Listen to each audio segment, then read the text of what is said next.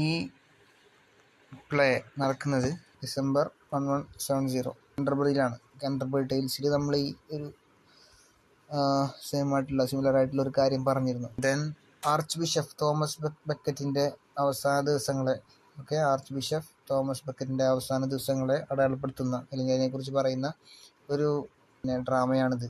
ബക്കറ്റിനെ അവിടുന്ന് രാജ്യത്ത് നിന്ന് ചെയ്യുകയും പിന്നെ പുറത്താക്കുകയും പിന്നീട് തിരിച്ചു വരികയും അതിനുശേഷമുള്ളൊരു ഇൻറ്റേർണൽ ആൻഡ് എക്സ്റ്റേണൽ കോൺഫ്ലിക്റ്റ്, അവിടെ നടക്കുന്ന ആഭ്യന്തരവും അല്ലാത്തതുമായിട്ടുള്ള പ്രശ്നങ്ങളെക്കുറിച്ചാണ് പ്രതിപാദിക്കുന്നത്. ഇതിലെ theme spiritual integrity versus political pressure, അതായത് ദൈവികമായ ആത്മീയമായിട്ടുള്ള ഒരു ഇൻറ്റഗ്രിറ്റിയും അതുപോലെ തന്നെ പൊളിറ്റിക്കൽ പ്രഷറും തമ്മിലുള്ളൊരു മത്സരമാണ് ഇതിലെ സെൻട്രൽ തീമായിട്ടുള്ളത്. The next part we can see here. എന്താണ് ഫസ്റ്റത്തെ പാർട്ട് 1 എന്താണ് പറയുന്നതെന്ന് പറയാം. സെൻറ്റ് തോമസ് ബക്കറ്റ് വരുന്നതായിട്ട് ജനങ്ങൾ അറിയുന്നു. ഈ കോറസ് അറിയുന്ന വെച്ചാൽ കോറസ് എന്ന് പറയുന്നത് വുമൺ ഓഫ് കാൻറ്റർബറിയാണ്. അതായത് നാട്ടിലെ സ്ത്രീകൾ സെൻറ്റ് തോമസ് ബക്കറ്റ് തിരിച്ചു വരുന്നു എന്നുള്ള കാര്യം പരത്തുന്നു. അതിനുശേഷം അവിടുത്തെ പുരോഹിതന്മാർ അദ്ദേഹത്തിൻ്റെ തിരിച്ചുവരവ്, സെൻറ്റ് തോമസ് ബക്കറ്റിൻ്റെ തിരിച്ചുവരവ് നാടിന് നന്മയാണോ അല്ലെങ്കിൽ ജനങ്ങൾക്ക് മൊത്തത്തിൽ നന്മയാണോ തിന്മയാണോ ഉണ്ടാക്കുക, പ്രശ്നമാണോ അല്ലെങ്കിൽ സമാധാനമാണോ ഉണ്ടാക്കുക എന്നുള്ള തരത്തിലുള്ള ഡിസ്കഷനും ഡിബേറ്റ്സും എല്ലാം നടക്കുകയാണ്.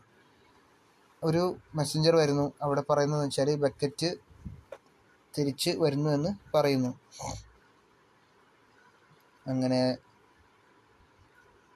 ബക്കറ്റിൻ്റെ സമാധാനമായിട്ടുള്ള അന്തരീക്ഷം ജനങ്ങൾക്കിടയിൽ, അതായത് ബക്കറ്റ് മുമ്പ് പ്രശ്നങ്ങളൊക്കെ ഉണ്ടാക്കിയിട്ടാണ് എക്സൈൽ ചെയ്യപ്പെട്ടിട്ടുള്ളത്. പക്ഷേ ഇപ്പോഴത്തെ സമാധാനപരമായിട്ടുള്ള സമീപനമെല്ലാം തന്നെ ജനങ്ങൾക്കിടയിൽ ഒരു ഭയം ഉണ്ടാക്കുന്നു.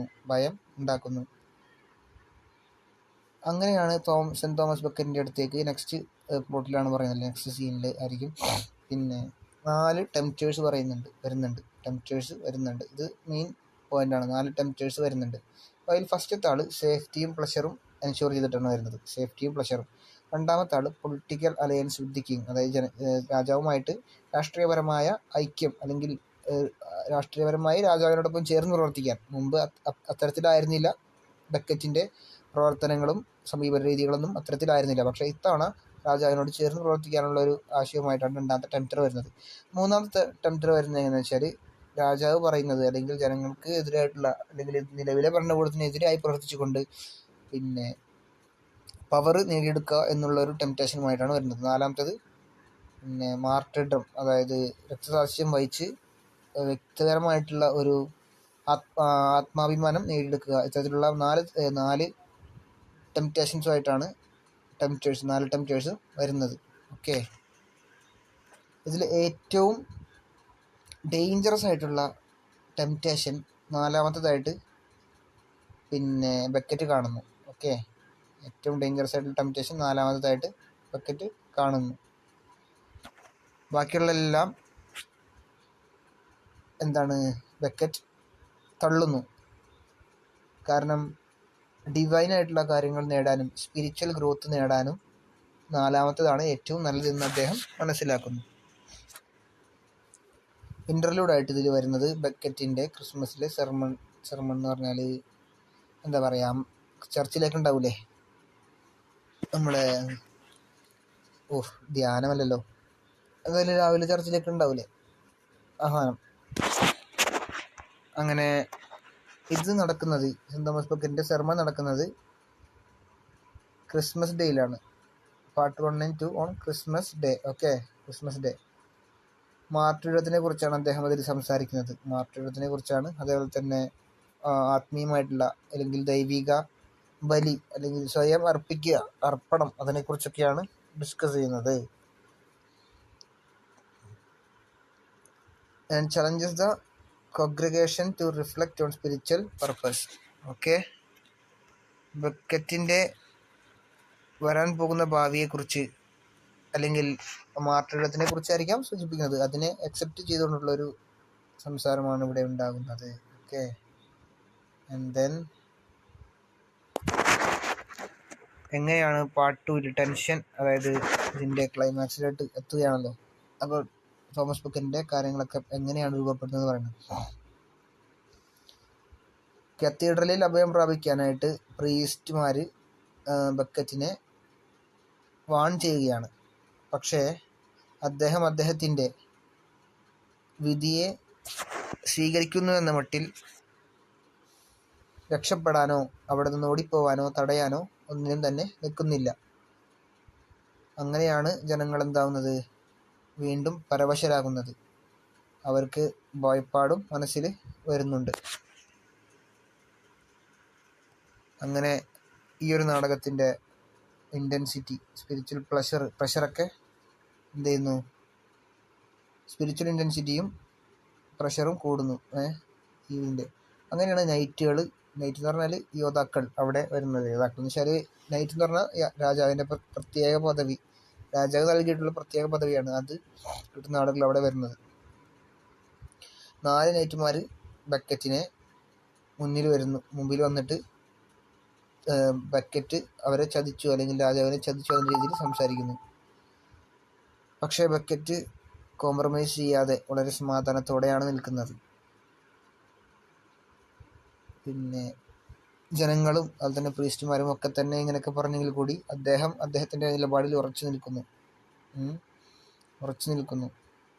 അദ്ദേഹം അദ്ദേഹത്തിൻ്റെ ദൈവത്തിനുള്ള സമർപ്പണവും അർപ്പണബോധവും എല്ലാം തന്നെ മനസ്സിൽ ഉൾക്കൊണ്ടുകൊണ്ട് അദ്ദേഹം അദ്ദേഹത്തിൻ്റെ വിധിയെ സ്വീകരിക്കുന്നു. Welcomes his fate.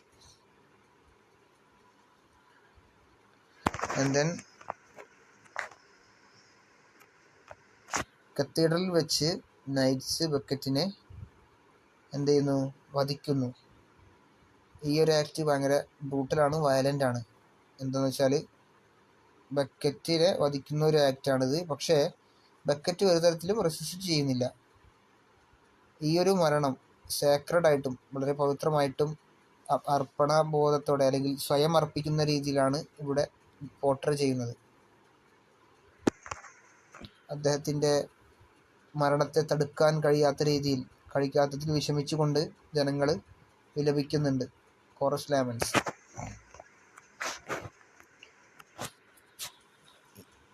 എന്താണിനി ജനങ്ങളുടെ അല്ലെങ്കിൽ ഇവിടുത്തെ നൈറ്റിൻ്റെ ഒരു ന്യായവാദം എന്താണെന്ന് നമുക്ക് നോക്കാം. നൈറ്റുമാർ ജനങ്ങളിലേക്ക് തിരിഞ്ഞുകൊണ്ട് അവരുടെ ആക്ഷൻസിനെ ജസ്റ്റിഫൈ ചെയ്യുന്നു നോക്കുന്നു.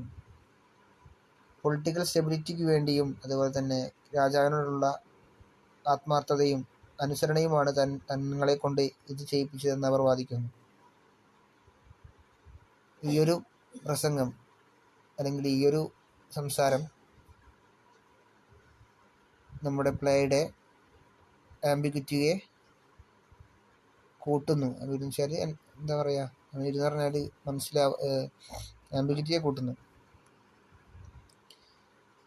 ഇത് സ്പിരിച്വൽ ട്രൂത്തും വേർഡ്ലി ലോജിക്കും തമ്മിലുള്ള ഒരു ക്ലാഷിനെ വ്യക്തമാക്കുന്നു.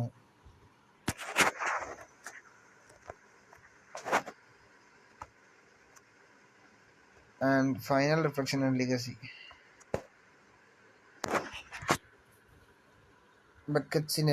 ബക്കറ്റിൻ്റെ ട്രാൻസ്ഫോർമേഷൻ സംഭവിച്ചു. ഒരു മാർട്ടർ, ഒരു എന്താ പറയുക, ഷഹീദ് ഓർ വി ക്യാൻ സേ രക്തസാക്ഷി ആയതിനെ അവർ റിഫ്ലക്റ്റ് ചെയ്യുന്നുണ്ട് കോറസ് ജനങ്ങൾ. അതുപോലെ തന്നെ മുമ്പ് ബക്കറ്റിനെതിരായിട്ടുള്ള പ്രീസ്റ്റുമാർ പിന്നീട് അവർക്ക് വേണ്ടിയിട്ട് എന്ത് ചെയ്യുന്നു, പ്രാർത്ഥനകൾ ചാൻറ്റ് ചെയ്യുന്നുണ്ട്. അദ്ദേഹത്തിൻ്റെ സ്വയം അർപ്പണം വലിയൊരു ഇതായിട്ട് കാണുന്നു, വലിയൊരു മഹത്തായിട്ടുള്ള ഒരു കാര്യമായിട്ട് കാണുന്നു. അതുപോലെ തന്നെ ബക്കറ്റ് റെസിസ്റ്റൻസിൻ്റെയും ടൈറണിയുടെയും സ്പിരിച്വൽ പ്യൂരിറ്റിയുടെയും ഒക്കെ ഒരു സിമ്പിളായി മാറുന്നു. Okay, so that's it. By.